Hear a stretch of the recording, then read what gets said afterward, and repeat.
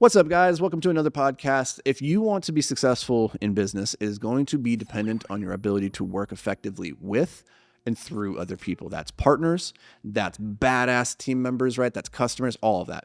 One of the things that will inevitably occur within your team, if you have a partner, is disagreement. Disagreement about what is the best course of action to move forward.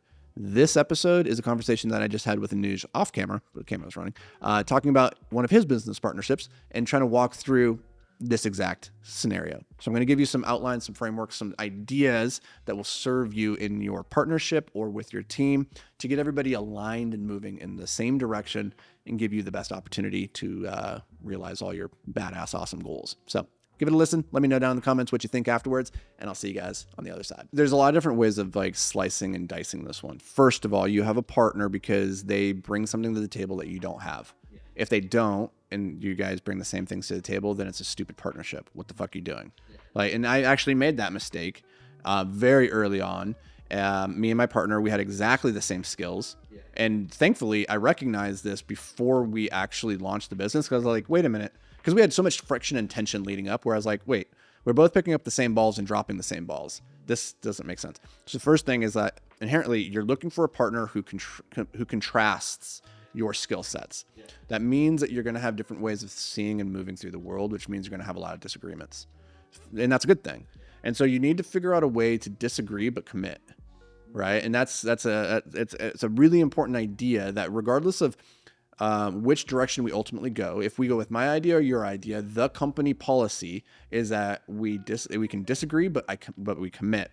So if we decide that we're going to go with your plan, I support it fully. I don't try to backstab you. I'm not waiting for it to fail. I'm doing everything in my power to prove you right. Yeah. This is important because partners will do this shit all the time where suddenly they care more about being the one who's right than finding the right answer. And they would rather be right in their mind but wrong in reality than have you be right in reality and them wrong. Yeah. Right? Because at the end of the day, like you can accomplish amazing things if you don't care who gets credit. Yeah. But it's our psychology often wants us to be the one that had the answer, right? I don't care about being right. I care about finding the right answer. That's who you want to adapt your identity to. When you're in meetings with your team, like this is not just for partners, but like as you grow a team, is to go into those conversations never wanting to win, but being the one, like I want to be the one who can identify the right answer the fastest. I don't need to be the one that has the right answer. Yeah.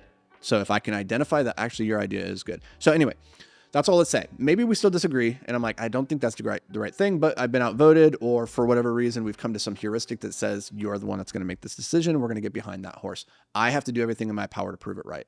Because if you're not, like, your beliefs become self-fulfilling. If I believe it's not going to work, I'm not going to take the actions necessary. So you have to work intentionally to override that and be like, no. I didn't agree with this plan. That means I'm not going to show up and do the work to the degree that it needs to. And that means it's going to fail. And I don't want to fail. Your goal is a business and a partnership. We don't want to fail just so that I could be right and say, I told you so. Right? That's stupid. Okay. So we disagree, but we commit. Now you have to figure out, okay, how do we make these decisions? Like how do we know which way to go with? Yeah. First, you break it up into domain experience. And you say, you know what? This is a marketing conversation. You're the marketing expert. You know more about this domain than I do. I'm going to defer to your judgment, right? That's the easiest way. Yeah. The second way is you both present your cases, you look at the information, the data, and you say, okay, which one has the stronger supporting thesis, right?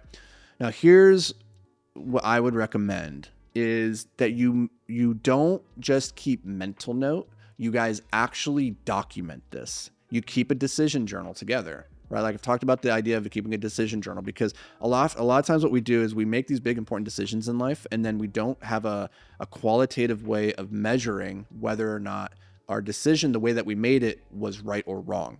Right? Because we make a decision now and then 6 months go by, some stuff happens in the midterm, and then we lie to ourselves. We recreate the narrative and we say, that's kind of what I thought was going to happen. Yeah. Right? And it's bullshit. Like we lie to ourselves. Like you're the easiest person to lie to. And so creating a decision journal says, here's the situation. Here's how I'm feeling emotionally right now, so that I'm aware of like what maybe some emotions that keep coming up when I'm making these decisions, so I can be aware. I tend to make bad decisions when I'm feeling this way or that way, right? Here's the problem that we're trying to solve.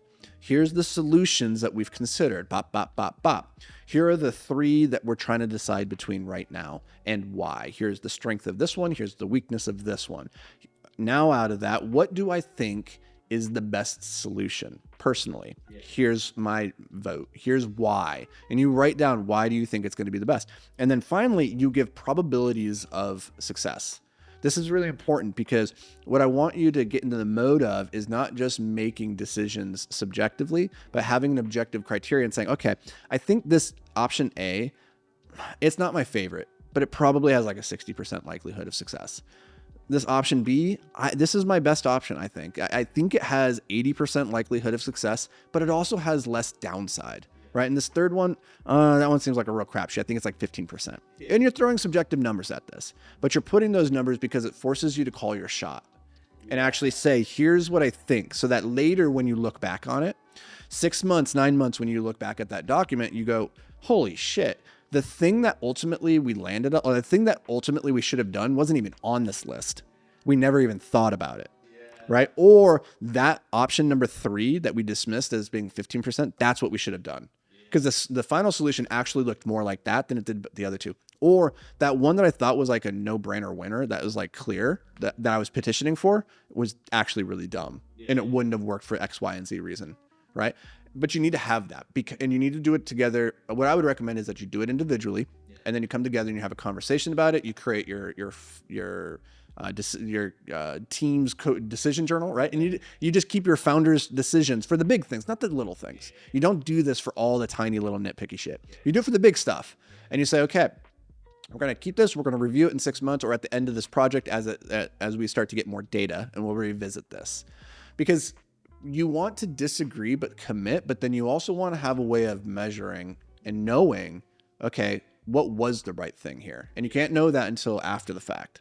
But if you didn't write this down, if you didn't go through that process, you're going to get down the road 6 months or like after this project, and you're either going to be like, I told you so, or like, yeah, or like it's usually not so cut and dry, clear, like this was the best answer. And so, but if you don't do that, your partner's going to lie to himself too.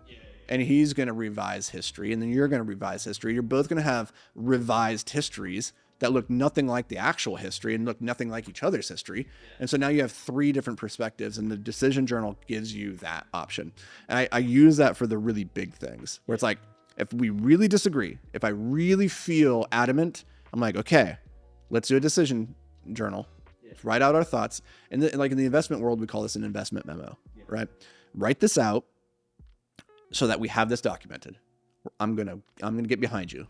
We're gonna run with that solution for X, Y, and Z reasons. I'm gonna do everything in my power to make this work. And then let's review this in the future and see, right? But if you don't do that, then like most people won't do anything like this. And so they'll make these decisions, and then you're going to harbor these feelings down the road of like, I knew this was wrong. I knew it. And he's going to be like, yeah, he's like, I thought the free option would be a good one too. It's just, I thought, and you're like, no, you didn't. Like, you never said that. And he's like, yeah, I did. And you're like, fuck that. Right? Now you're in a fight. So you need something that you can objectively both point to and be like, okay, yeah, that's transcribed in stone. We believe that is objective. As objective as we can possibly be.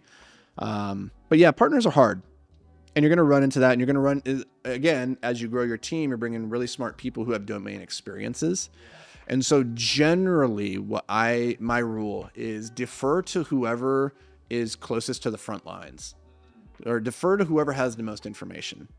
Right. And usually the person on the front line has the most decision, or the person closest to the front line, they have the most information. So try to defer to them, or defer to the person that has the most domain experience. But usually that domain experience person, they have that domain experience because they spend so much time on the front line. And so they have more context to apply it towards. Right. But if both of you right now are just kind of like shooting in the dark, then it's like, cool, really, honestly, any strategy will work. We just need to commit to it. And you guys are going to make really dumb, boneheaded mistakes. And part of it's like, okay, let's experiment and see. Okay, now we know. But like the other side of this too is like, how will we know this was a success or a failure? right? Like, have you guys, in the same way that I talk about, starting your day by defining what winning the day looks like, you want to start these projects by defining what does a win, what does a neutral, what does a loss even look like? Yeah. Because if you get 2 months down the road and you're like, we've been running ads at this thing and it's been breaking even, he might be like, awesome, that's a win. And you're like, is it?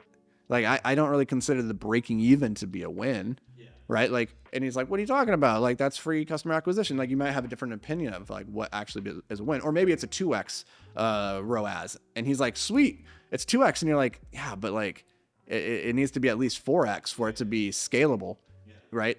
You need to define that stuff before the fact.